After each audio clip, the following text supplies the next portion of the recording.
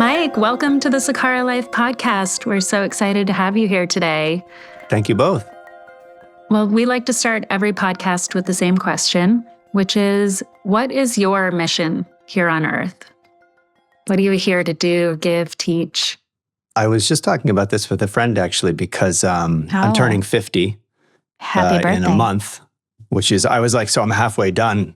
And they were like, no, you're probably more than halfway done. So that was depressing. But anyway, I was thinking about what I'm going to do for the rest, not half, but the rest. And the first thing that came to mind, honestly, was dad. I think before I had kids, I think I would have said something like earthly, or some sort of thing like that. And I think once kids came along, then it's like, yeah, I think that's the thing. So that's earthly. I don't care. I don't like her very much. It's like an obligation. Clearly, but as kids are, Wait. Yeah. Uh-huh. Well, it's a big job. I think that, since we're going down that avenue of fatherhood, how have you brought your research around rituals and the importance of them to parenthood? Oh my God. It's funny because I started studying this topic before we had our daughter. And I was studying it kind of like a social scientist, like what are the humans up to, sort of thing. And then we had our daughter. And I don't know if you ever had a kid, but what happens is you go and they deliver the kid and then you go home and they're just like, good luck with all of that. There's like, no, nothing else other than that. And so, the thing is sleep, like all new parents. Are you sleeping? Is the baby sleeping? We were no different. And we started to do stuff like read these two books. And then like I would sing this song and then my wife would sing that song. And then we do a quick bath and then we do this other thing and these stuffies.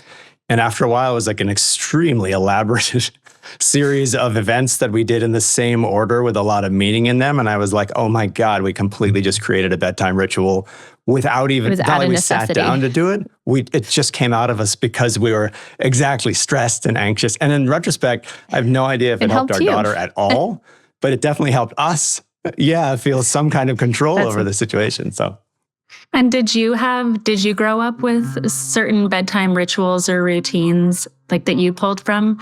I know for me growing up, my mother would read me a bedtime story every single night. And now that I have a kid, I'm like, wow, that's so special that she dedicated all that time every single night to read to me. And so I want to pass that on to my child. Yeah. We had, I'm one of 5. So the bedtime rituals were quick.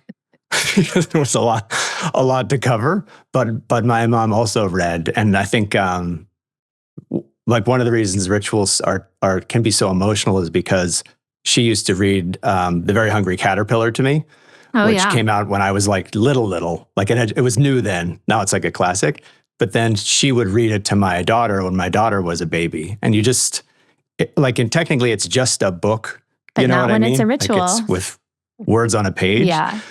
Exactly. So you just get these little things that carry through time that can really mean a lot. How did you get into kind of the science of rituals and into this kind of line of work? Like what brought you to it after studying humans?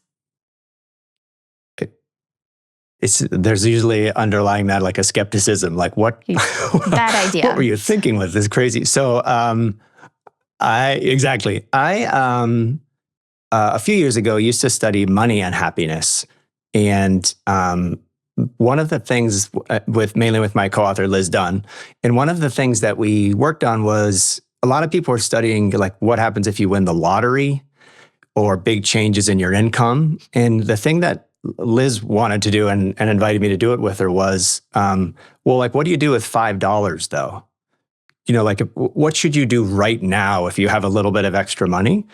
And we didn't really know that much about it. So that was a very exciting thing to do. But it got me on the what should you do in the next 5 minutes in general in life if you have 5 free minutes?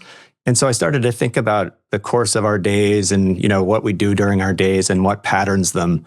And it's all, now I'm obsessed, so maybe it's not, but it's all rituals. It feels like from the moment you get up and you do your morning coffee or tea to, when you're going to bed and you put your phone away in a specific way, it really just started to feel like these were little moments that we have every day that we can do more of, we can do less of, but it's kind of like something to play with our time that can be really emotional and really meaningful if we choose to make it that way. This is something that Danielle and I talk a lot about, where it's our small habits, it's the small choices that we make that add up to who we are and how our days look. But I think that's really interesting how you got there of it's easier to think about these big things, winning the lottery or maybe moving cities or having a kid, these gigantic moments, right? But what about the 5 minutes, and how do those 5 minutes every single day, they can turn into a huge, having a huge impact on your life. Say making those 5 minutes matter versus not matter. And then my question was going to be like, what is the difference then between ritual and habit?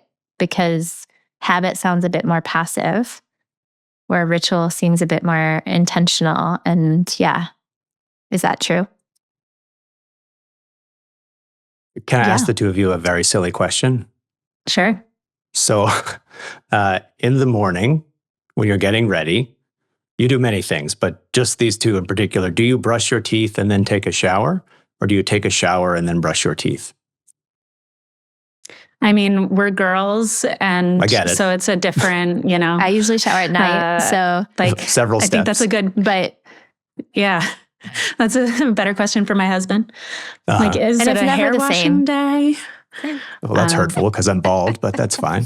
It's never the same. I'd say, like, It's never the same. I also have 2 small kids. So, sometimes it's putting out fires right away. So, but it typically, if it's for me, it's usually brush my teeth first. That tends to be the first thing I do.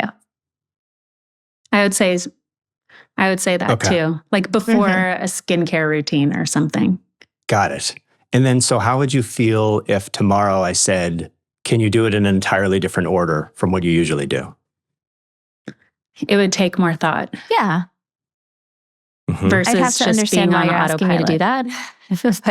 But I'd be open to it. But yeah, it would take more intention. Yeah. So about half of people, first off, about half of humans brush their teeth first and then shower. And the other half shower and then brush their teeth, which is just super weird. But the important thing is about half of people, if I say, can you switch up your morning thing? They say, sure, like no problem. I do it differently all the time. But about half of people say, I'd rather not. I can't really explain why I don't want to, but I don't want to. I'd feel weird. I'd feel off all day. And if I do it the way I like to do it, I feel ready to start the day. I'm like excited and I get out the door when I need to get out the door. And for me, that's a little bit the difference between habits and rituals, because you're actually doing the exact same behavior. It's like, so the rituals that we study aren't people in robes chanting, 1,000 years ago, although those are fascinating also. We study, as we were talking about, the little actions that we do. And so for some people, brushing their teeth and showering and then, coffee and whatever they do, they couldn't care less. And other people, that is part of something that's really important to them that evokes like emotions like calm and readiness and all these sorts of things that we really want to have. And I think that a little bit is the difference between a habit and a ritual. That habits, we're doing stuff to get it done. Like I need to brush my teeth before I leave the house because that's a good thing to do. Or I'm brushing my teeth because it's part of this sequence of steps that matter to me and make me feel differently. So you'd say when I'm that ready to leave half the that house. doesn't want to change might have ritualized brushing their teeth first more than someone like me who's very willing to change it. For sure. Because if you think about why you won't, like people who won't switch, they don't really have a good reason. And we know there's not like a better way because half the world does it one way and half does it the other way, which means there's not a dominant way. It's just, I feel like my way is great for some reason.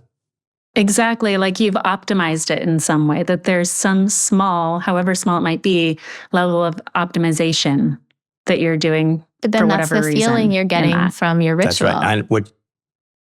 Yeah. Exactly. That's interesting. Yep. Maybe.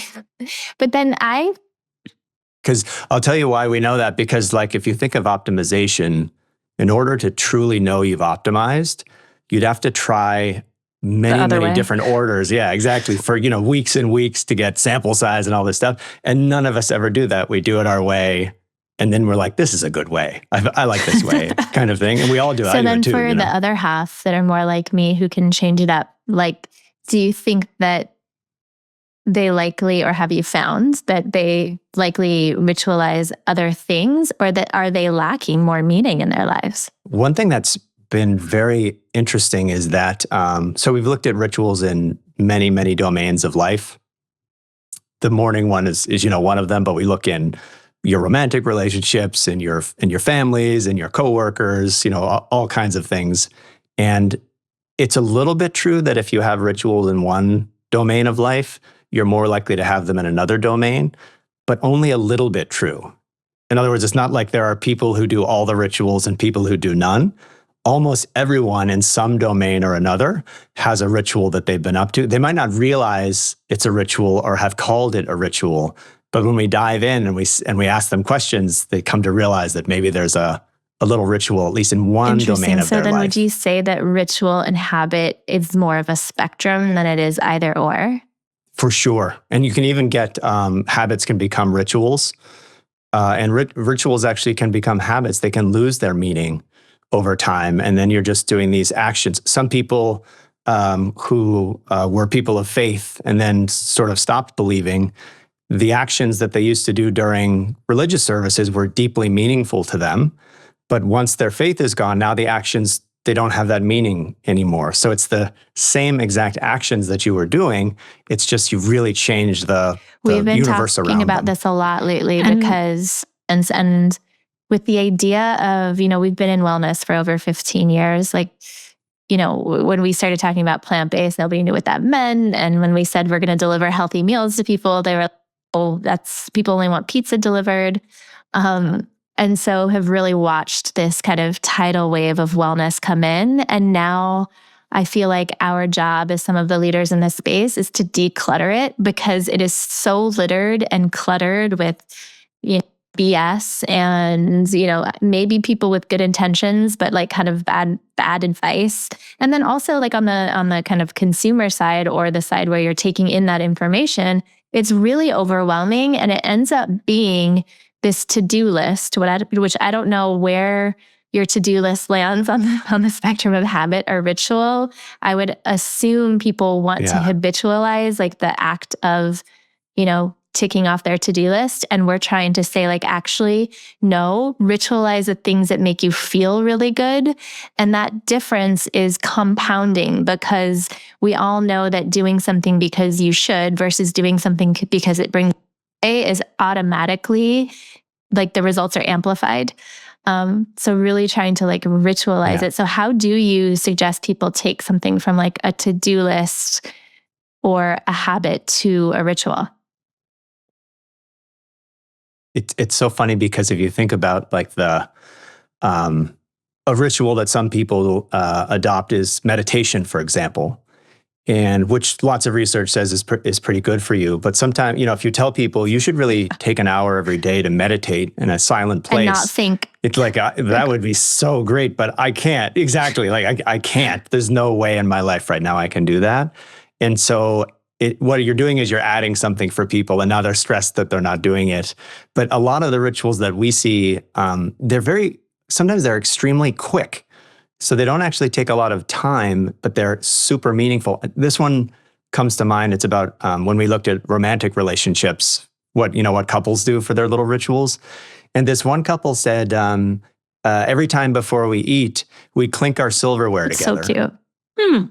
It's just like an adorable, it's completely strangely romantic. But not glass. Like other people clink glasses. It is. And it's just a fork. I mean, it's the most boring, thing in the world. But that's a little ritual that they do every time they eat together. And it takes, milliseconds to do. Not all rituals are that fast. But the idea is it isn't necessarily adding a huge thing to the day. Sometimes it's just recognizing little things that you're already doing. The way you say goodnight to your kids, once they're not infants anymore, it can be pretty quick, but it's usually something regular and meaningful, right? The way you say I love you and things like that. It's not a 5-hour speech about how you love them, but it's the regularity of it that makes it really meaningful. And I feel like the authenticity, right? It's like if we've all decided, quiet time, like meditation is good, then how can you make it something that, you look forward to and actually brings you joy? And maybe it's making it 30 seconds at first. Maybe it's, for us, it was like we created a daily multivitamin that you just put next to your toothbrush because, it's so hard to be like, oh God, did I take my supplement this morning? And then I have to take one at 3 and then one at night, but not too close to bedtime because it has B vitamin. It's just like, it's so overwhelming. So like, how do you actually, authentically do things versus do things because you think you should only? One of my favorite things about humans is that we are aware that we're going to forget things. And so we do things for our future self who has forgotten, which is a really weird thing to do if you think about it. Like, no, I think about this all the time of like, I'm leaving this as a gift for my future self, or I will thank my past self. Oh my gosh, thank you, past self, for leaving that for me, knowing that I was going to lose it or forget it or something. It's like so fascinating, that you hang things on the doorknob because you think you'd be built where if you knew you were going to forget something, you could remember it. And we're just not that way. We actually have to put, like you said, put the pill next to the toothbrush. Otherwise, it's completely gone. And actually, I think that's an important design principle, which is often adding either a habit or a ritual, scaffolding around the things that we're already doing regularly is a fantastic way to make sure that you continue to do them in the way you want to do them. Whereas if it's got nothing to do with anything else in your life, it's just much, much harder to start to do it and start to get any benefit from it. It's context. And like, I feel like that's what rituals need, right? They need a story. They need to evoke, they need to do something. I have a funny story of when, the night I fell in love with my husband was really the first night. We'd kind of like known each other, but very superficially. And so I ended up sitting down next to him at this lounge in New York City. And we started talking, and within, an hour or so into the conversation, he said, I can memorize kind of unlimited amounts of numbers that you randomly tell me forward and backward. And so I did it, of course. So I was like, what are you talking about? What if I tell you 50 numbers, like 42, 17, 4? And so we did it.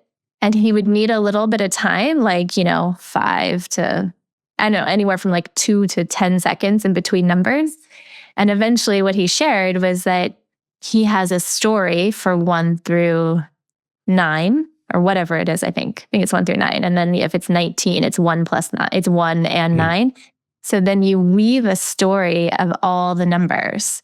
And so he could easily remember the story, and it would be this joyful thing of like, he was like, I'd come up with the craziest stories because one would be about Tom. And so Tom would go, and so he could memorize forward and backwards, like, upwards of like 100 digits. And I just like, I'll never forget, obviously I'm married to him, so I can't forget, but I'll never forget like it just reminded me of the power of story. And like, when I think about a ritual, I think it has to be the story I'm telling myself about the importance of what I'm doing, whether it's actually important for my health or it's important for my mental health or it's important for whatever it's important for. But that is what I guess motivates me personally to ritualize things. So what have you found that motivates people to ritualize things when it's intentional? Like brushing your teeth is not an option, right? It's something we have to do. And so how do you find people actually, what tools did he use to bring ritual to things that might not have a story or evoke something right away?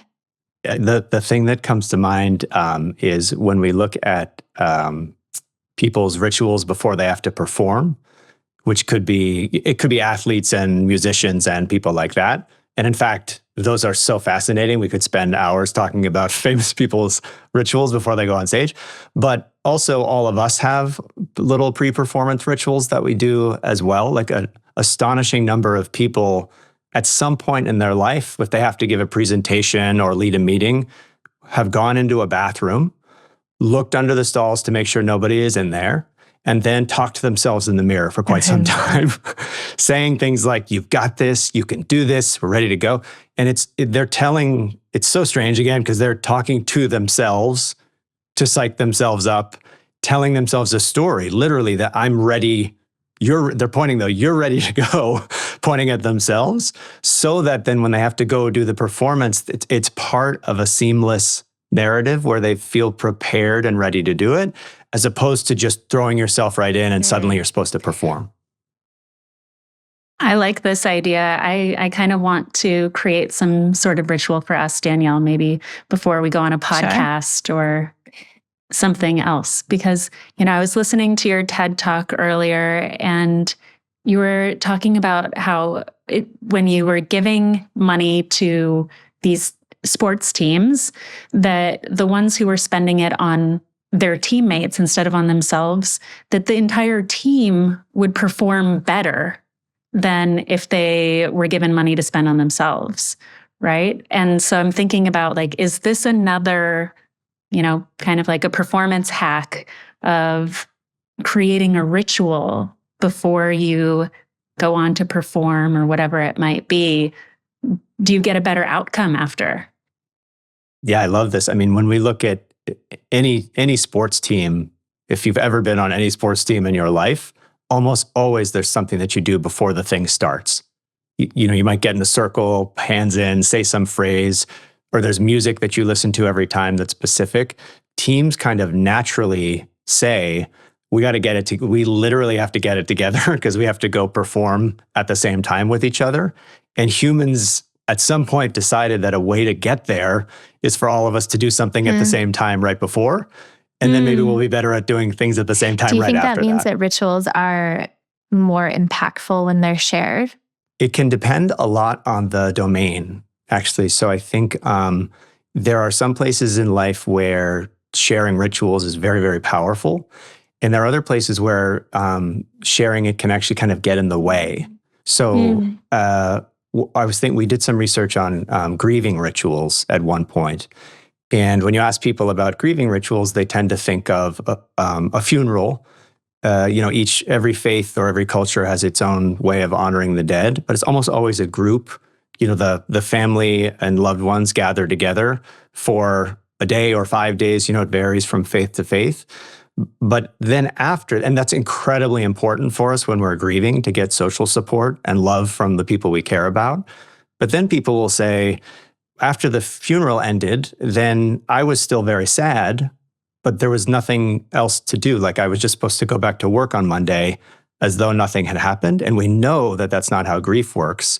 And so when we ask people, what did you do? They often come up with little private rituals that they're not in some 1,000-year-old book or whatever, but they come up with them and they do them for a little while to help them with their grief. One woman wrote, I continued to wash his car every weekend the way he used to do, which is, you feel everything in the relationship, right from that.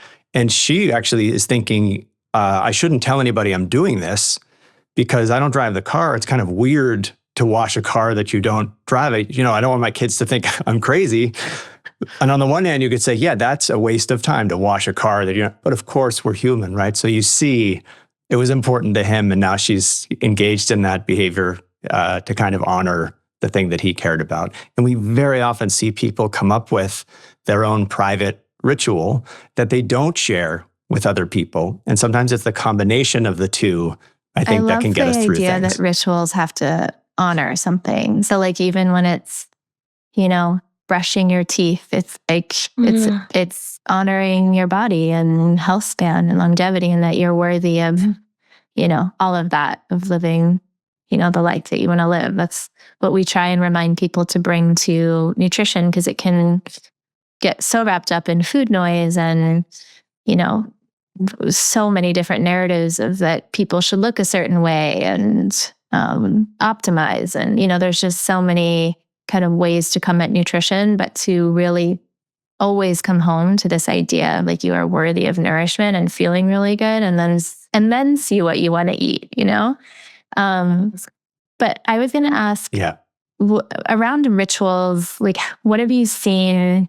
Because I think it's so interesting. It's such a human behavior. And you've talked about that. It's like, do you see it in animals? Like, are there animals that ritualize things, or is this like a human thing? Oh my gosh, that's such a good question. I swear my dog has a few rituals. Like Exactly. Exactly. You see it happening. When you leave the Exactly. house, they do a particular thing. So researchers disagree strenuously is the short answer to your question about whether there are rituals or not in animals. But there is this amazing study done in the 1950s with pigeons. This guy, B.F. Skinner, who studied like how do you get pigeons to peck a thing more by giving them food and stuff like that. And the way it worked was he would have they were called Skinner boxes. And it's like a box that has levers and buttons and stuff. And the pigeon had to figure out like, oh, if I press that button twice and then pull the lever, I get food. So it was like learning and training and all this kind of stuff. But he did this one thing one time where he just had the food come out randomly. So no matter what the pigeon pecked or pulled or anything like that, the food just would come out. And if you think about the rational thing to do is if it's completely random, you would just sit back and wait for food. You'd realize that the things that you're doing aren't doing anything and you'd stop doing it. And instead, what pigeons do is they each come up with their own super elaborate thing to try to get the food. So they're like, one of them's like, I'm going to peck 3 times, then pull the lever. And the one next to them is like, I'm going to bob my head 6 times and then, push the button and things like that. And it's, you can't say it's a ritual necessarily, but wow, it really feels like in the face of uncertainty, you could just sit back and be chill about it. And that is not how humans behave. And it's also not how pigeons behave. Completely, right? I mean, even back to our bedtime routine with our daughter, it's totally unclear if it had any effect on her. It just made us feel a little bit more sense of control, like the pigeons, bobbing their head and pressing the buttons. Well, it's almost like even superstition, where I knew this guy that he was a Philadelphia Eagles fan, and he had to sit in a certain chair in a certain position with a certain beer and his hand on his knee, in order for them to win. Like this, he had nothing to do with the team or anything, but he had his ritual of doing this before he watched a game, and he needed to follow this set of again, it's positions. Like back to adding meaning. I love the research you're talking about. I don't know if you're talking, I almost cried, but it's like this idea of we're on a rock. We have no idea what we're doing here. And so when things happen that feel good, like you add meaning to them because you want them to happen again, right? So these pigeons were, maybe perhaps doing their rituals because they felt the abundance of what was coming at them and wanted to be able to tap into that again. I don't know if you've seen one of my favorite things to watch is Cosmos on Netflix, originally by Carl Sagan. Oh, yeah. Well, I mean, look at me. Wait, just look at me. Do you think I've seen Cosmos I think you or not? ritualize watching it, Come actually. on. The newer one with Neil deGrasse Tyson. And I love that show, and I love Neil deGrasse Tyson. But also, there were a few moments that I just, grit my teeth a little, and it was the making fun of or belittling the rituals that he spoke to of past human civilizations, or even the Romans looking up at the stars. And, and there's kind of some jokes in there. They used to think that the spirits lived in the stars and that Venus was the god of blah, blah. And I'm like, you don't know that's not true. And also just because you have a microscope or I guess in this case, a telescope on something and can take a picture, this is where sometimes, I, as someone who, is a scientist and I have my master's in nutrition, it's sometimes I fight at this part of it because it can take meaning away the minute you try and understand it. It's there is so much mystery wrapped into all of these things, why we ritualize things, why we look up in the stars and add meaning to things that the minute you take that away and you're like, oh no, this is actually what Venus is. It's a ball of, I don't know. What is Venus? Do you know, Mike? Not what it's made of, but you look like you might know. Yeah. Rock. And, so... I have a whole PowerPoint deck on that. Let me just pull it up and we can... I don't know. How do you, I guess on a personal note, do you find yourself to be more or less of a spiritually inclined person after studying rituals in humans? I think one of the hallmarks of growing up and being an adult is the realization that we have very little control over anything. We'd like to have control over everything, but ultimately we don't have a lot of control. And one response to that is to be like, okay, and just feel out of control all the time. But that's not like a great way to feel. It's actually bad for our health to feel that way. So what are we supposed to do when we have this existential anxiety and feeling that we're out of control? I guess you could say the things that people do aren't, rational, or the pigeons pecking isn't rational, but compared to what? If there were another thing that made us feel in control or gave us control, then I would say, hey, do that.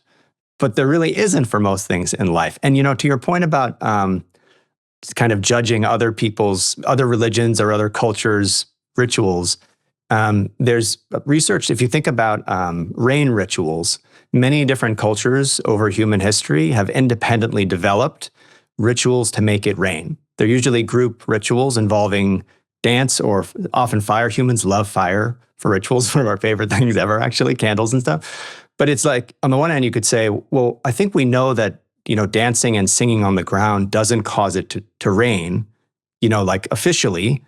But it turns out that one of the reasons that cultures develop rain rituals is they live in places where rain is unpredictable and scarce. And when there's a long drought, what happens to communities is they start to fray. Because I'm fine sharing water with everyone if there's a lot of water, but as soon as there's not a lot of water, I'm going to hoard it. I'm going to look after my kids and things like that. And what these rain rituals do is they bring the community back together to do something all together that reflects actually that we're a community. And we've been doing this ritual for a very long time. And our ancestors got through this drought also. They had to have, or we wouldn't have the ritual that they did pass down over time. So does the ritual make the rain fall? Obviously, we think probably not. Is the ritual a really smart and effective thing to do in the face of this uncertainty? I think we would say yes. I think whatever reason people are doing a ritual for, we often see that under it, there's some important value or some important meaning that's being expressed. And have you, in your studies, found certain key rituals that people do that you think are universal, that people should adapt into their lives? The most frustrating thing about studying rituals is, you could imagine that the way it works is, I would have discovered that if you stomp 6 times and then clap and then shout a particular word, you know what I mean? Like whatever you want is going to happen right then. It would have been amazing if we found it, and we just don't. So it's very difficult. So for example, something like repeating a ritual over time, which we discussed a little bit, it tends to be the case that when you repeat them over time, they become more meaningful. But there's lots of rituals we only do once that are super, super meaningful. So it's almost like there are things we can say, yeah, if you do more of it, if you have a strong bedtime routine that's ritualized, that you'll be more successful in your day, or you haven't found necessarily of certain ones that you would recommend people start including? What I encourage people to do actually is look at what they're doing in their day already. And see where they can add meaning to what they're already doing. And your morning routine is probably very different from my morning routine. And I wouldn't say to you, you should do mine. Mine works really well, you should do mine. It's often kind of a personal recognition that this is the way that I do this and it has meaning for me. And so it's frustrating, actually, because it would be nice. Right. I mean, imagine I could say, yeah, brush first and then shower. That's, you know what I mean? And it just tends to not be how it works. Or for families, different families have different holiday rituals.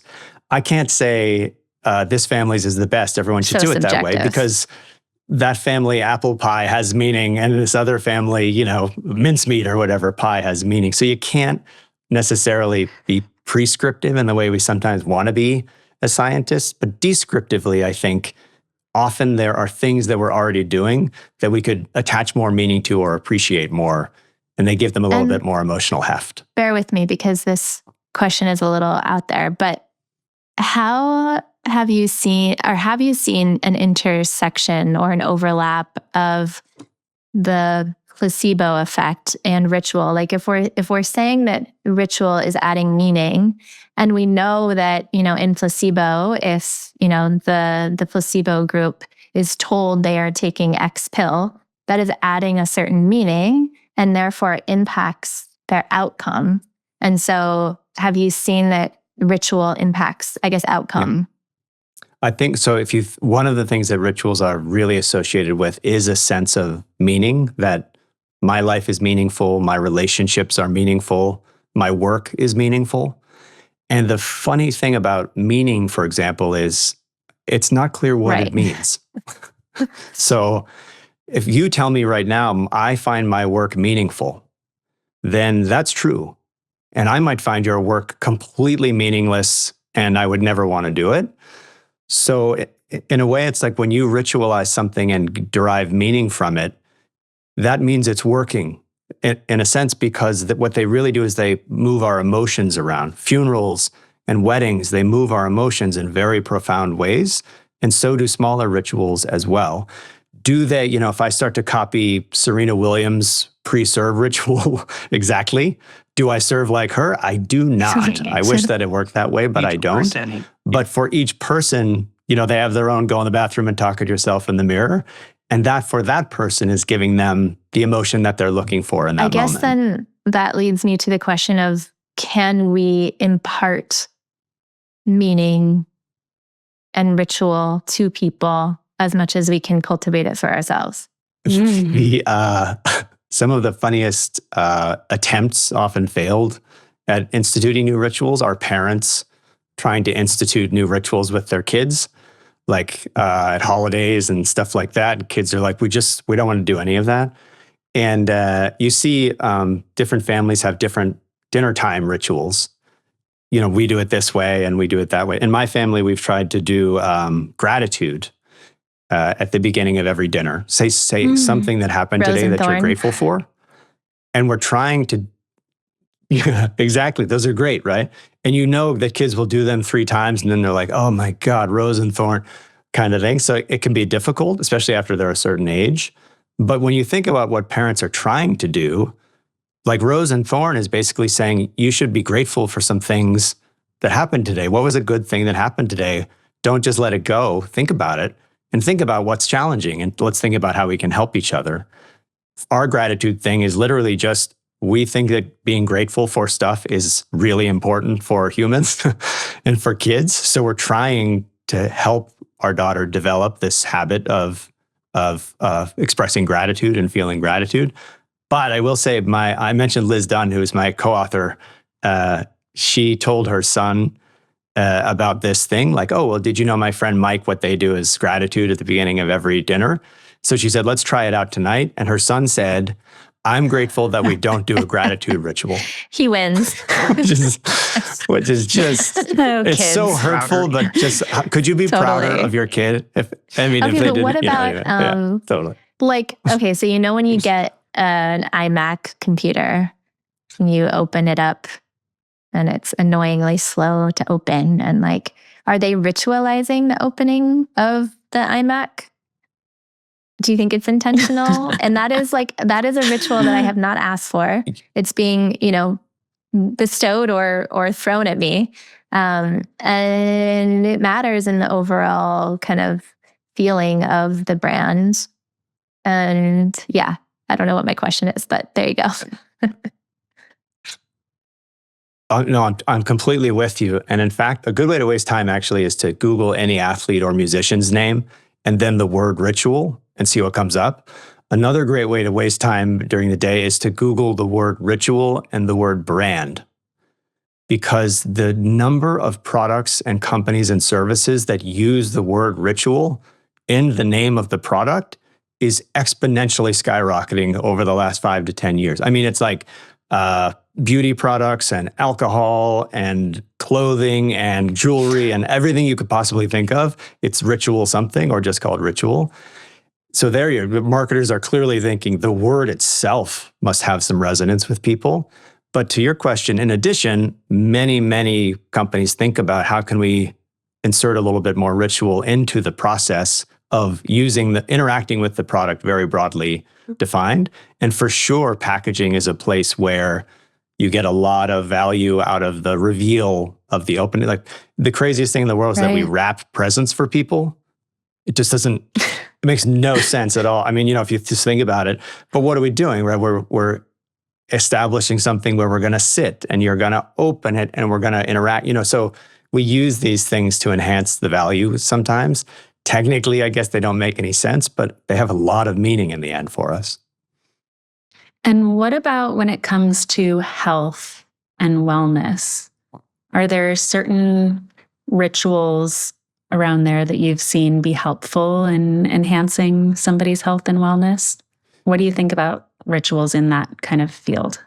One of the places that we've looked is actually thinking about trying to leave work behind at the end of the day, which is very hard for most people, but harder for some people than other people. And of course, if you can't leave work behind at the end of the day, you can't go be your parent self or friend self or whatever other self you want to be, which really impacts everything. If you're constantly thinking about work, your relationships suffer a lot. And we actually did research with emergency room nurses who I think it's the most stressful job in the world. I mean, I can't say that for sure, obviously, but incredibly stressful job. Very hard to leave work behind at the end of the day. A lot of negative things have happened. A lot of emotional things have happened. And now you're supposed to just walk out and, be happy and go watch sitcoms or something like that. It's really, really hard. And we see that these nurses often have developed rituals to try to separate work from home, including one person said that they would get in the shower and imagine the hospital washing down the drain. And that was their way of trying to leave work behind and sort of be a different person. Another person did the same thing, but they had a beer in the shower, which is, I think, kind of funny. But whatever it takes in a sense, because what you're doing when we separate work from home, you're opening up literally the other half of your life in a way that's incredibly important for your well-being. And we don't always do it in ways that are effective. Right. I think a lot of people do opt for an alcoholic beverage as like their signal of they're done with work. But again, it might not necessarily be what's in the cup, but more. Right. Yeah, but have you ever had a beer in the shower? Is that what this guy does? Right? Love that. No, that's what I heard. In the shower? Why do you assume it's a guy? Although it was, but why do you assume? If you had said a glass of wine. I know, that sounds my great. shower beer. I might try that later. Sounds good. But and also maybe brushing your teeth in the shower too, while we're right after the beer, yeah. Right? Or depending on the time of day. Before or after? People are going to be like, I heard something on a podcast today, and they said that you're supposed to have a beer in the shower and then brush your teeth in there too. Brush your teeth, drink the beer, and take a shower. That's all the at the same takeaway. time. You're Ritualize welcome. it. Yeah. A Harvard scientist told me that, I think, is thinking of the things that you're grateful for. Yes. Okay, so talk to me about subtle brags and what they are. I read, you've done some research on this, and that they might not be impacting our relationships or our lives in the positive way that we think. So what is a subtle brag, and what have you found in your research?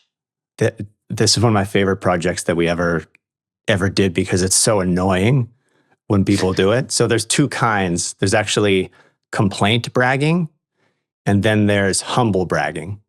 And humble bragging is when somebody tweets something like, so honored to be on the stage with Bono, or whatever. And obviously they're just trying to be on the stage with Bono.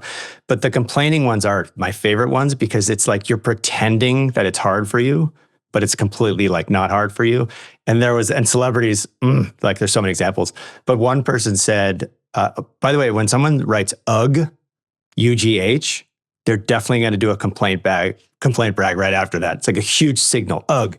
They said, UGH, my hand is so sore from signing so many autographs. I mean, that's just peak self-involvement. And what people think, to your point, is that it'll work. Like, now I can say I signed autographs, but I'm not bragging, right? I'm couching it in this oh, it's hard for me.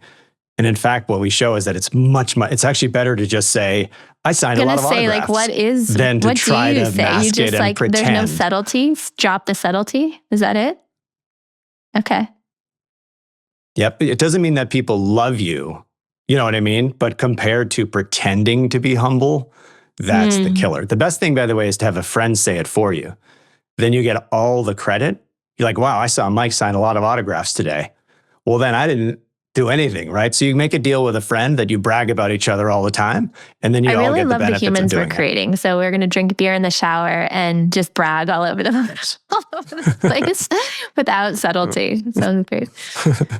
After we talk to ourselves in the mirror. Yeah, that's the key. And it might be like, you looking hot. I will non-subtly brag and for you all the time. And then you can go get in the shower. But likewise, I think as kind of an ending topic, and we've covered it a little bit, but just as a direct question, there's a lot of things we have to do as humans that don't bring joy, but are a necessity. My daughter actually just asked me that. She said, like, when you're an adult, can you do whatever you want? And I said, I think you probably can. But, you know, it's kind of like this two-faced question where I'm like, there's things I have to do, but it doesn't mean I don't enjoy them. So I can do whatever I want. And if I don't want to do the things I have to do, there will be consequences. But I can also choose to ritualize or enjoy the things I must do. And so then the answer would be like, yeah, you can do whatever you want. Because even the things I have to do, I found a way to want to do them. Mm-hmm. So how do you... like, what have you found in your research? Is that a lot of where rituals come in, is when people actually are doing things they don't want to do? Or it's like, is it like a coping mechanism that you found? One funny thing about, if you ask kids, like, when will you have more free time and when will you have control over what you're doing? They're like, when I'm a grown up, I'm going to have tons of free time and I'm going to be able to do whatever I want all the time. Because they're like, now I have to go to school. You know, I can't get out of it. I don't have any control. And of course, as you get older, you see like your calendar just fills up somehow. You know, if you look a year ahead, your calendar's empty and you think, oh my God, wonderful. That's why if somebody asks you to do something in a year, you're like, sure, I have tons of time. But then when that comes around, of course, you're super busy. So we do actually lose control over our time, which is why your point is so central, which is that's going to happen to us. You know, you really can't avoid that, but you can completely change how you're seeing the work. There were couples, for example, if we ask them, do you have a ritual or a habit? Some couples say, oh my God, every weekend we have to go to the grocery store and get this food for the week and it's the worst. Another couple say every weekend we have to go to the store and get the food for the week and we brainstorm about what meals we're going to have. And it's kind of a fun experience. In any case, they're doing the thing that needs to get done. But some couples are saying it's the worst. And other couples are saying, no, let's turn it into something that has a little meaning. Okay, I have to ask you quickly, like, have you uncovered any good rituals from couples around sex? Like, are they doing anything interesting to get in the mood or anything like that? Or does this need to be your next project that you look into? Next project. I'm sure the answer is yes. It's subjective, just like all the rituals. Okay, I'm interested. Well, once you study that, we're going to bring you back on because I want to hear all about that. I will say that couples have a number of times that they kiss. Some couples are once, some couples like twice, some couples are 3 times. Go in for a kiss? Even just the act of kissing, all of it. You like think about what you do with your partner or spouse on the cheek, not on the cheek. And we do it super regularly and it's like our little thing. So we definitely, with physical affection, create things that are ours and not, anybody else's. Well, mating rituals. I'm intrigued. But we do like to end every podcast with what we call light work. So giving an exercise or practice or kind of a homework to our Sakara Light listeners to help them shine their lights a little brighter. So we'd love some sort of homework from you to give to our listeners. I would suggest if you think about adding rituals to your life, don't think about adding them. Think about, again, going through your day as it is right now and seeing where are the places where you're doing things in a particular way or doing certain things with a particular person, and try to own those a little bit more. Yes, you can add rituals to different parts of your life, and that can be useful. But I think the easiest and quickest thing to do, because it doesn't require any changes literally in your time, is to look around and see what you're doing that actually already matters to you more than you might think, and celebrate that a little bit more. Like the couple that clinks forks, because before every meal, after they've recognized that their ritual, then when they click it again, it's even more romantic because they're not only are they clinking them, but they're doing their thing together. That's their special thing. So we have some value lying around, I think, in what we're already doing. I love that. I love that. So beautiful. I'm going to think about some sort of special ritual to do with my husband, because that's really inspiring. And I like the love idea that there's example. value hanging around. Thank you, Mike, for teaching us about thanks, rituals Mike. today. This was awesome. Awesome conversation. Thank you. Awesome. Thank you both.